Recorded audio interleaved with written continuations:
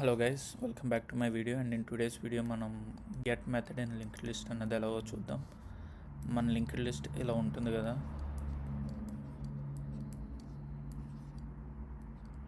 అయితే లాస్ట్ నోడ్కి ఏమో ఒక టైల్ పాయింటర్ ఉంటుంది అండ్ ఫస్ట్ నోడ్కి ఏమో ఒక హెడ్ పాయింటర్ ఉంటుంది. ఇక్కడ మన if index less than 0 are index greater than equal to self dot length, మనం ఇక్కడ గెట్ మెథడ్లో యాక్చువల్గా ఏం చేస్తామంటే ఒక ఇండెక్స్ పాస్ చేసి, ఫర్ ఎగ్జాంపుల్ 1 ఇండెక్స్ పాస్ చేశాను.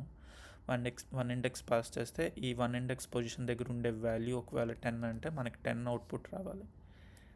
సో మనం ఇలా అనుకున్నాము అంటే ఇప్పుడు ఇండెక్స్ పొజిషన్ 2 అని పెట్టంగానే ఇది 0, 1, 2 అండ్ 2 పొజిషన్లో ఉండే వాల్యూ మనకి 30 అనేది అవుట్పుట్ రావాలి. So if index less than 0 అంటే 0 కన్నా తక్కువ ఉన్నా, లేదా index greater than equal to self dot length, ఇది మనకి మ్యాక్సిమం ఎంత 0, 1, 2, 3. ఇది 3 అన్నది ఇండెక్స్, కానీ లెంత్ ఏమో 4. సో మనకి ఇండెక్స్ ఎప్పుడు కూడా లెంత్ కన్నా తక్కువే ఉంటుంది, ఎక్కువ ఉండదు. సో ఒకవేళ ఇండెక్స్ పొజిషన్ కానీ ఇప్పుడు ఇక్కడ 5 ఇచ్చాడు అనుకోండి, ఇట్ డజంట్ వర్క్ అనమాట. అవి ఎడ్జ్ కేసెస్ మనం పెట్టేసి ఒకవేళ ఈ కేసులో ఉంటే మనం నన్ అన్నది రిటర్న్ చేస్తాం. అలా కాకపోతే మనం ఒక టెంపరీ నోడ్ అనేది క్రియేట్ చేసుకొని దాన్ని మనం హెడ్కి ఈక్వేట్ చేస్తాం. హెడ్కి ఈక్వేట్ చేయడం వల్ల హెడ్ ఏమో ఫస్ట్ నోడ్కి పాయింట్ చేస్తుంది, కాబట్టి మన టెంప్ కూడా ఆటోమేటిక్గా ఫస్ట్ నోడ్కే పాయింట్ చేస్తుంది.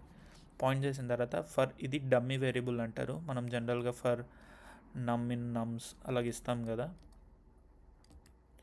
బట్ మనం ఇలాగ నమ్ అనేది ఇవ్వకుండా ఉండాలి అంటే జస్ట్ మనం ఇలాగ ఒక డమ్మీ వేరియబుల్ లాగా క్రియేట్ చేయొచ్చు. క్రియేట్ చేసిన తర్వాత for range in index, for example ఇక్కడ నేను 2 అని ఇచ్చాను అనుకోండి, ఇది కదా ఇండెక్స్ పొజిషన్ 2.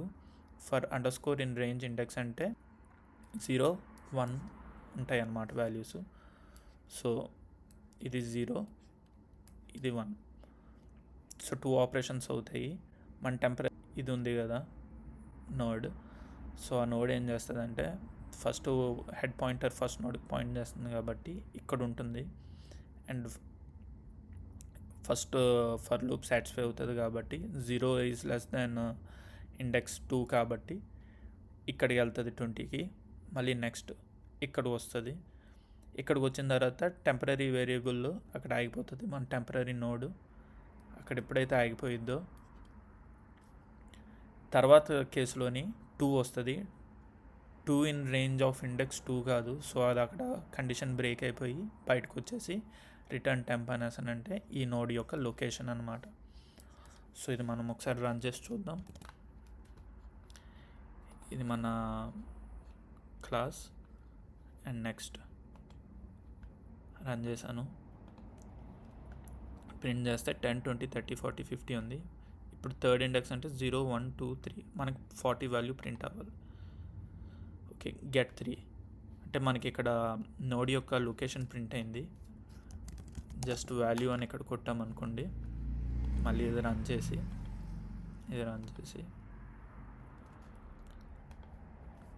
డాట్ వాల్యూ అని ఇక్కడ పెడితే